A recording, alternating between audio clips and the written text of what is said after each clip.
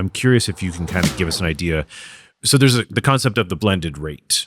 With the blended rate, if you have like a $300,000 first mortgage at 2%, but then you need $250,000 and we're borrowing at like 9% or something, that blended rate could end up being higher than doing a brand new first mortgage anyways at 5.5% or whatnot, even though you're like, hey, I don't want to get rid of my 2%. If you're doing a large enough second mortgage at a much higher interest rate than your first, the blended rate still becomes higher. So then it would make, that's why you should talk to us though, because we can walk you through that. We'll look at it and we'll see which one makes the most sense. If it's, sometimes it does still make sense to keep the first and the blended rate is going to be better than the current rates out there. But, we want to put you in the better situation, the lower total payment.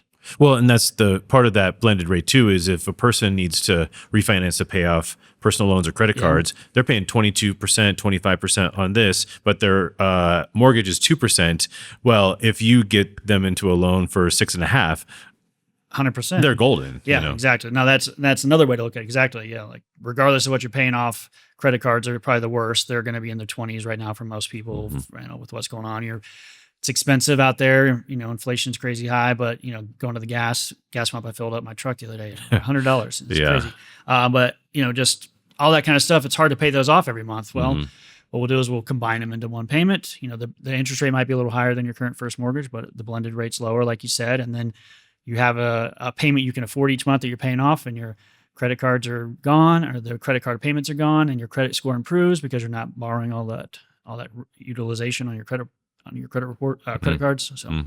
So when we say blended rate, we're really looking at the interest rate of all of your debt combined and averaged, and then seeing if we can get you into one loan that's at a rate lower than that. Right. Yeah, we'll look at it from multiple ways. Like if you're looking at first or second, we'll look at the blended there. If you're looking at a new first, combining all that stuff like you were just talking about, absolutely, we'll say, okay, even though you're at a 3% first, it's not really doing you a lot of good because you're paying 25% over here, or you're not able to make your monthly payments over here, and you're just paying minimums, and you're never paying off anything more than interest, where you can get them all into one low loan. That's a much better blended rate.